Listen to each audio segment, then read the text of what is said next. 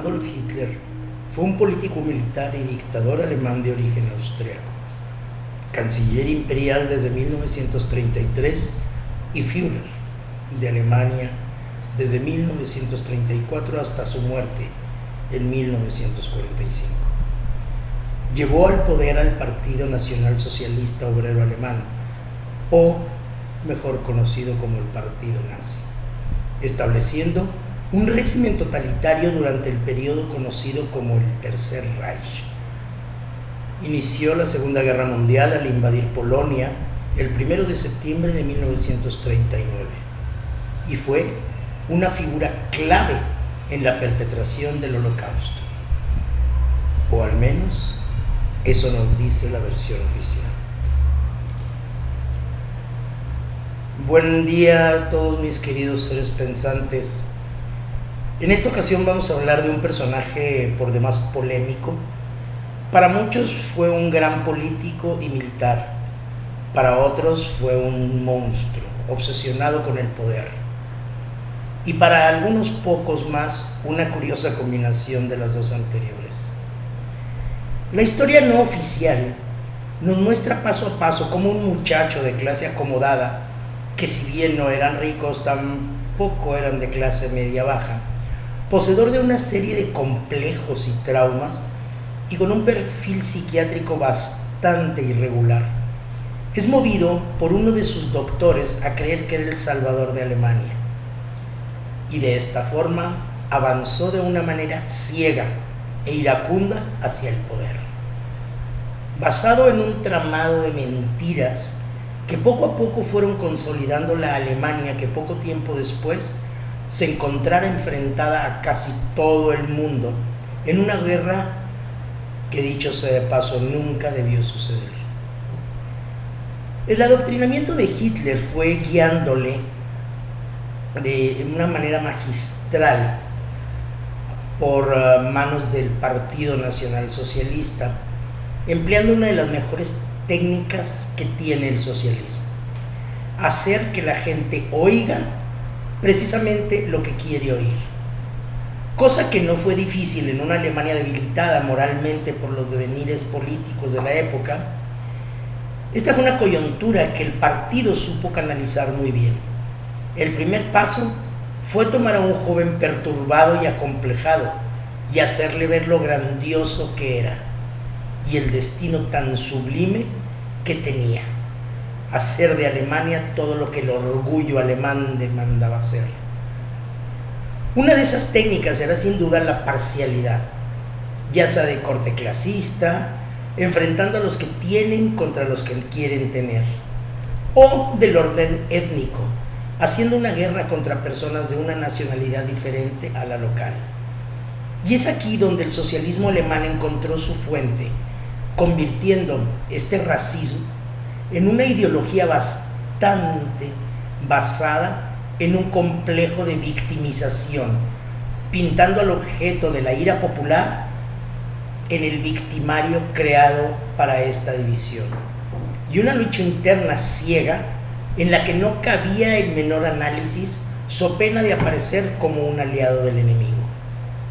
El Partido Nacional Socialista o Partido Nazi siempre empleó el arma preferida del socialismo, cacareando sus logros sin explicar que no eran logros suyos, sino de los regímenes anteriores, o de plano mintiendo flagrantemente en sus aseveraciones. Un ejemplo de esto es la afirmación que hacía el partido en cuanto a que sin Hitler no habría autopistas. Se sabe que a Hitler le gustaban los autos veloces, y en este tenor no era extraño que el mandatario manifestara su interés por estas rutas del futuro. Y así, el 29 de septiembre de 1933, inauguró con pompa y platillo oficialmente en Frankfurt el tramo que uniría la metrópoli histórica de Darmstadt. Esto, para Hitler y sus ingenieros de obras públicas, representaba una síntesis del gran espíritu alemán, y así lo hicieron notar durante todo el evento. Sin embargo, estas rutas no fueron siquiera concebidas por persona alguna del Tercer Reich, sino que fueron concebidas y ejecutadas durante los primeros años de la República de Weimar. Los primeros 8.9 kilómetros, que por cierto forman parte del famoso circuito automovilístico de Abus, fueron construidos e inaugurados en 1921. Esto es mucho tiempo antes de que lo cacareara Hitler. Y lleva el nombre de la compañía que lo construyó, por cierto. Un año después inauguraron el tramo que unía la ciudad de Colonia y la ciudad de Bonn, siendo el 27 de junio de 1933 nacionalizada oficialmente dicha estructura por el partido nazi. Es técnica de arrebato y luego presumo. Otro ejemplo de esta red de mentiras fue la afirmación del partido de que durante el régimen de Hitler disminuyó la criminalidad, hecho que nunca, dicho de paso, se basó en estadísticas, sino en la simple y sencilla aseveración del Tercer Reich. Esto sucedió porque yo lo digo. Y todo esto en el sentido de que durante dicho periodo se logró erradicar la criminalidad gracias a una estrategia y ejecución bien cimentadas por parte de Hitler, expulsando fuera de las fronteras alemanas a cualquier tipo de criminal o malviviente. Esto era solamente parte de la imagen que el partido pretendía dar a conocer a todo su pueblo.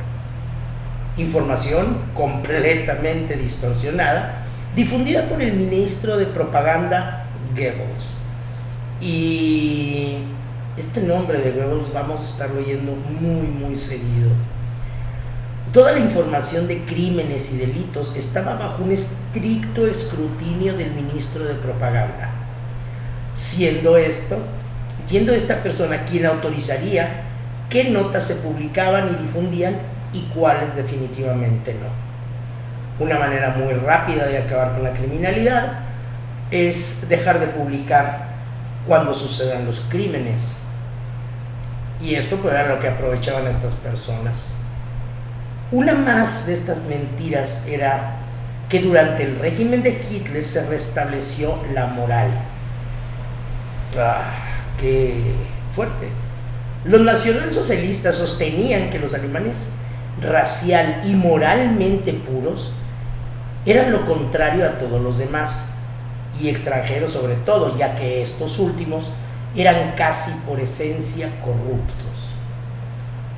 Entonces para él, alemanes eran puros e inmaculados, y todo aquel ser que viniera fuera de Alemania, en su esencia estaba ser corrupto, ser delincuente, actuar al margen de la ley. Y esto fue otro de los clichés usados en la propaganda hitleriana en contra de los regímenes pasados. Siempre voltando hacia atrás, echando la culpa de la situación en los que estaban adelante y fabricando mentiras en base a los que estaban ahorita, que se suponía que hacían y tenían avances, una serie de cosas que a final de cuentas no pasaban. Catalogados por el Partido Nacional Socialista como organizaciones criminales corruptas que se servían del poder para hacer sus tropelías. No así la imagen de Adolf Hitler, santificada a diario en todas las columnas y panfletos, emisiones de radio, imágenes de la prensa, sellos postales, noticieros e incluso en las pantallas de cine. Esa no podía ser manchada siquiera con la duda de ser algún ser corrupto y vil.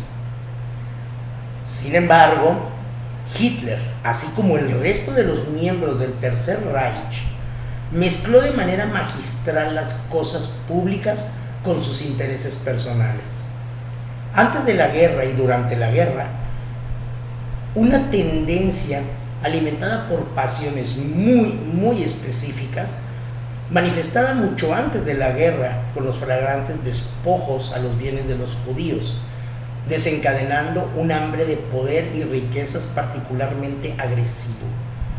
la escasez generada desde los primeros años de su periodo, de su régimen, dio pie a la creación de organizaciones, a veces legales, a veces no tanto, que se dedicaban al abasto de enseres de lujo y en ocasiones incluso enseres de primera necesidad, que estos iban a parar a las familias acomodadas, pero principalmente a la morada del señor Hitler y todos sus allegados de gabinete.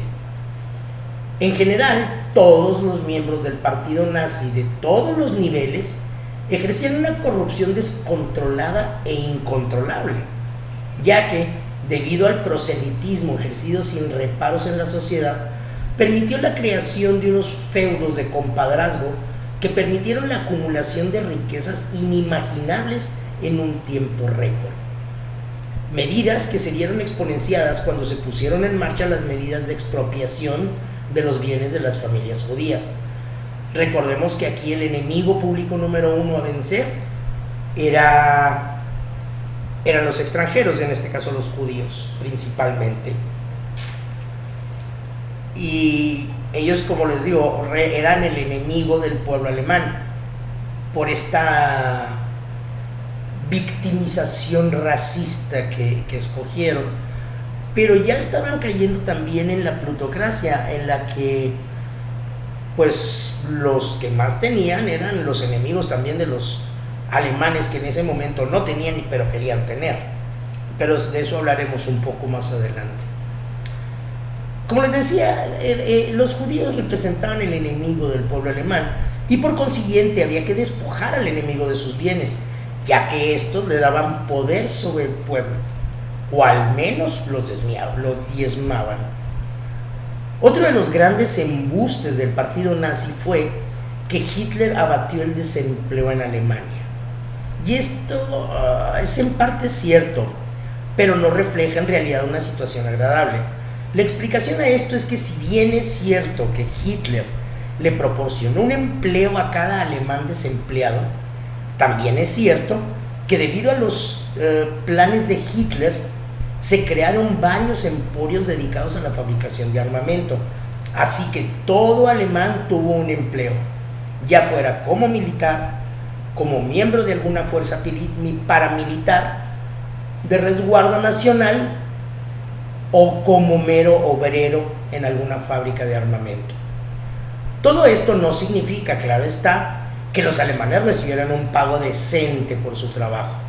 Por el contrario, los dos primeros requerían una disponibilidad de tiempo casi completo, y el tercero, que era la fuerza obrera, implicaba jornadas de trabajo más apegadas a la esclavitud que a un trabajo regular, todos ellos con pagos por demás simbólicos, ya que el propio gobierno se encargaba ya de proveer las raciones necesarias por cada familia para solventar el mes en curso. En resumidas cuentas, todo lo que aparentemente hizo el Tercer Reich durante su mandato fue ideado, programado e iniciado por el Partido Nacional Socialista desde 1920. Pasemos ahora un poco sobre el personaje principal de este Tercer Reich y este partido nazi. Sí, hablemos un poco de el señor Adolf Hitler.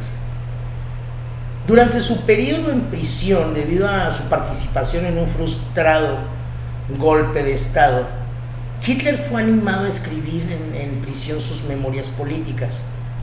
Y fue así como escribió Mi lucha, un libro que bien pudiera pasar por una hagiografía de Hitler, ya que narraba en forma recalcada cómo una cadena de sinsabores y una vida humilde lo habían llevado al límite, orillándolo, cansado de ser una víctima del sistema, a levantarse y luchar, dejando claro en sus lectores que la Alemania de la época y él tenían un fin común, una misión casi sublime de transformar a Alemania y devolverle el orgullo que ésta se merecía.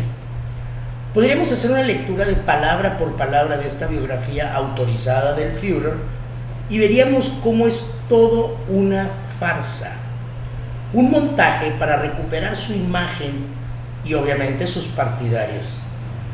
Después del golpe de Estado fallido en 1923 y su posterior condena en la prisión en 1924, Hitler explota al máximo el mito de su pobreza en Mi lucha, que bien pudiera llamarse Mis embustes o Mis mentiras o Mi farsa. Como les decía, explota al máximo la imagen que se crea de la pobreza y las vicisitudes que tuvo que sobrellevar durante toda su juventud, logrando así una empatía fabulosa con el pueblo alemán. Recuerden que es literalmente pan y circo, hay que darles a oír lo que quieren oír, nada más, no te metas en más. Se presenta a sí mismo como un tipo marginado e ignorado, forzado a vivir en la misma miseria, mientras unos cuantos en el poder se llevaban la gran vida. Sin embargo, una vez más, esto es totalmente falso. Hitler era hijo de un funcionario de aduanas en una provincia del Imperio de Austria, mismo que no tenía mala posición económica, lo que le permitía a Adolf gozar de una vida, si no ostentosa, sí cuando menos llena de privilegios, entre los que estaban recibir una educación, así como continuar sus estudios superiores en Viena. Al morir el padre, la madre de Hitler continuó con dicho programa, lo que le permitió a Hitler vivir del dinero de sus padres hasta una edad bastante avanzada. Al morir la madre, contando el joven con 19 años, estos sucesos le permitieron gozar de una renta mensual nada despreciable de 83 marcos, de los cuales 53 provenían de las rentas de las propiedades que le dejara su padre y que administraba desde que cumplió los 18 años, y el resto provenía de su pensión por orfandad, así como algunas ganancias que recibía por la venta de pinturas y dibujos de sus amigos suyos que irónicamente todos eran judíos. No tengo el equivalente en este momento y no me fue posible encontrar una equivalencia en ese tiempo de cuánto serían las 83 coronas. Lo que sí pude investigar es que, por ejemplo, un maestro universitario, tenía un ingreso mensual de 66 coronas, lo que nos da una idea del nivel de ingreso que tenía nuestro pobre joven Adolf Hitler. A pesar de contar con propiedades, Adolf prefería pagar 5 coronas mensuales de alquiler por un cuarto compartido con uno de sus amigos. Esto le permitía holgadamente asistir frecuentemente a las galas de la Ópera Imperial, algo que casi ningún proletario podría hacer. Este tren de vida se vio reflejado cada vez más al pasar el tiempo en el que el joven vivió literalmente sin hacer absoluta y completamente nada. Y sus constantes cambios de alquiler iban mostrando un paulatino deterioro en su situación financiera. Así que el joven Hitler terminó viviendo solamente con la pensión de 25 coronas por orfandad, hasta que Reinhold Hanitsch lo impulsó a conseguir un trabajo. Como vemos, el joven dilapidó la herencia sin tener el más mínimo reparo en qué pasaría después, y el periodo de miseria, pobreza y marginación que retratara Hitler en Mi lucha no fue sino un paréntesis muy corto en su vida, en el que vivió sin lujos, pero con su pensión y su sueldo nada más.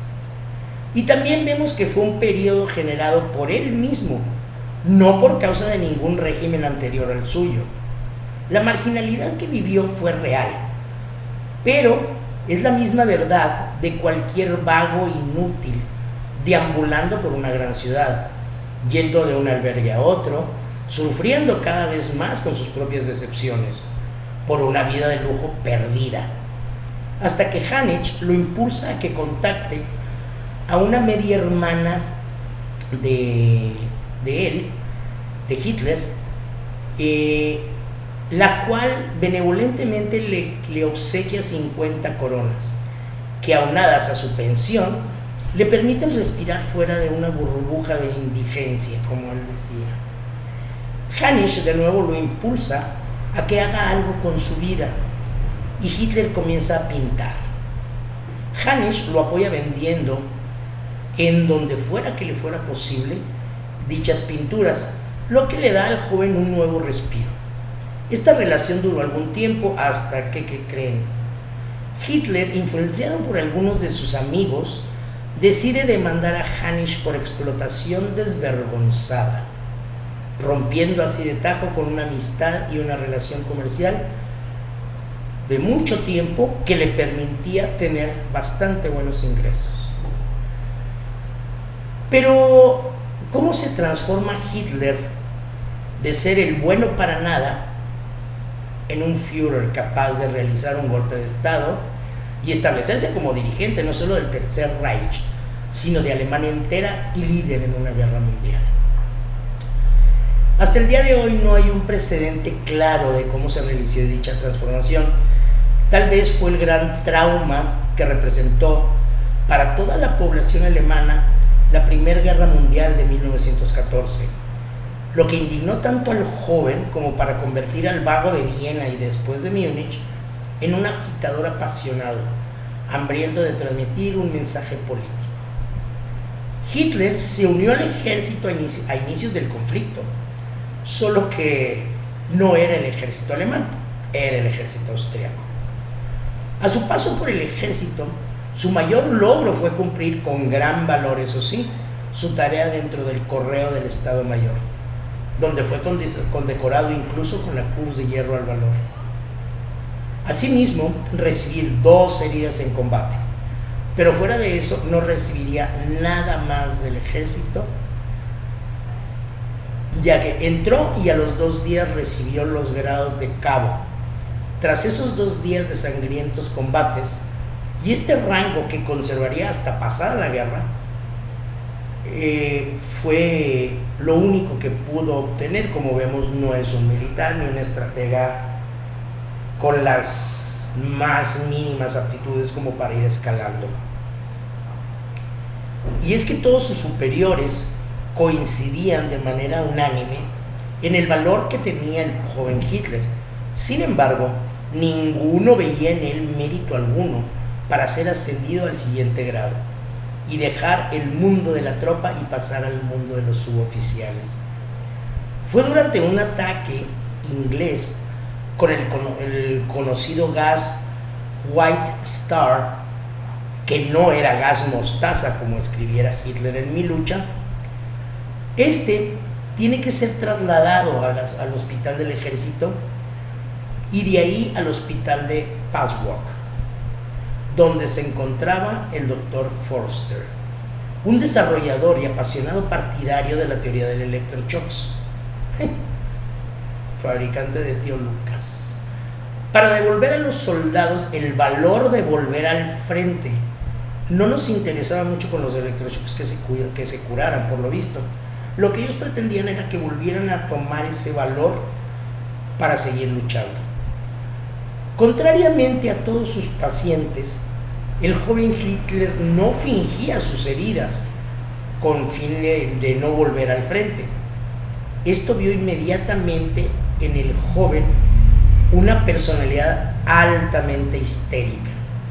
Aún así, no fue tratado con electroshocks, sino que con el joven, el doctor Forster empleó otra técnica. Esta técnica consistía en hacerle recuperar el valor y la voluntad en sí mismo, sabedor de que el enrojecimiento de sus ojos y la falta de visión era debida única y exclusivamente al constante tallarlos debido a las molestias. A este joven Hitler, el doctor le hizo creer que tenía un daño irreversible y que solo una persona en 1.000.000 podría recuperarse a sí mismo, agregando que ya antes lo habían hecho otras personas, como Cristo y Mahoma. En un principio Hitler no cayó en este juego, pero a fuerza de estárselo repitiendo Forster, la voluntad de este claudicó y comenzó a recuperar la visión, operando esta táctica un resultado acorde al grado de histeria guardada por el joven, haciéndolo creer en él un sentimiento omnipotente y redentor, que junto con la histeria que ya lo acompañaban hasta el final de sus días, fue así que el abordaje psicológico de Forster propinó la creación de este monstruo. Siempre que se habla de Hitler, se habla de una aparente sencillez y gustos frugales, pero no olvidemos que siempre supo sacar ventaja de las situaciones, de tal forma que, aprovechando su personalidad única, lograba que todos los donativos que se hicieran a su nombre y no al del partido o del movimiento. Pero esta relación enfermiza de Hitler no se limitaba al dinero, claro que no. También abarcaba, como era de esperarse, la fuerza del dinero. ¿Qué es esto de la fuerza del dinero? Pues son los empresarios, ya que a pesar de que el nacionalsocialismo y su movimiento siempre declararon estar en contra de la plutocracia, esto es, en contra de los ricos y empresarios que eran los que manipulaban a su antojo los destinos de Alemania a fin de enriquecerse, estos en realidad nunca fueron atacados directamente por Hitler fuera de sus discursos.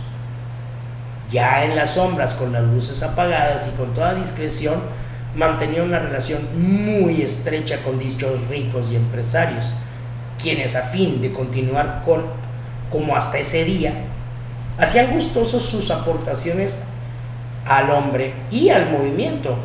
Claro está, todo bajo el velo de la misma discreción.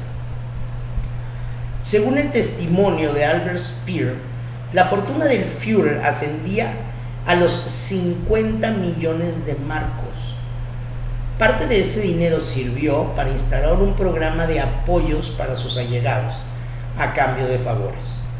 Por ejemplo, el ministro de Economía, Walter Frank, recibió un apoyo de 510,000 marcos, al igual que varios miembros distinguidos de las artes, ciencias y las letras, así como altos ejecutivos de todos los ámbitos, mismos que después fueron piezas claves en la nazificación de Alemania. Una de las mentiras más detestables de Hitler fue el hecho de que se dijera a todos los vientos que Hitler amaba la paz, porque al igual que Alemania, él mismo era una víctima, y como víctima solo respondía en forma enérgica y categórica, incluso agresiva, porque estaba actuando en legítima defensa propia. Esto ocurrió así porque el mismo Führer creía todo lo que decía, ya que según su visión él no era un personaje más de la escena, era, como se lo dijo el doctor Forster, la personificación de la voluntad del pueblo alemán, y su voluntad era que Alemania recuperara su lugar. Monsieur Hitler, como lo llamaba la prensa mundial, siempre tenía un doble discurso basado en su posición de víctima. Con este doble discurso pacifista, Hitler fue adormeciendo a la mayoría de los países a su alrededor, que tenían la osadía de aún creer en sus palabras. Fue esto lo que fue pavimentando el camino hacia la conquista de los alemanes en los diferentes frentes en que tuvo éxito, como Francia, España y otros países, quienes, al creer en el encantamiento del discurso victimizado de Hitler, consideraron necesario mantener la postura bélica defensiva en contra del ejército alemán, para darse cuenta de su horror solo al momento de ser invadidos con relativa facilidad. Al terminar la guerra, para eximir a los alemanes de su responsabilidad, se alegó que fueron engañados al apoyar el voto a favor de Hitler. Y si bien en algunos casos esto pudiera ser cierto, ya que en aquel entonces la prensa y las comunicaciones no eran lo que son hoy en día, no había redes sociales, no había nada. Además de estar completamente en mandos del Tercer Reich, igualmente es que no todos los casos eran así, ya que mucha gente participó, tanto del pueblo, embelesado al oír a Hitler las palabras que ellos mismos querían gritar, como en los ricos y empresarios que veían una magnífica oportunidad en el doble discurso de Hitler, mismo que los atacaba, sí, con una fiereza increíble, pero al cerrar la puerta los favorecía con jugosas ganancias, mismas que eran tan jugosas como podrían ser sin problema compartidas con el Führer. Engañados o no, la mayoría participaron en una u otra forma en el ascenso y dictadura de Hitler, sea que lo acepten o no. Y yo me pregunto, ¿todo esto será verdad o solo otro mito? Como siempre, mis queridos seres pensantes, usted decide. Buen día y hasta la próxima. Gracias.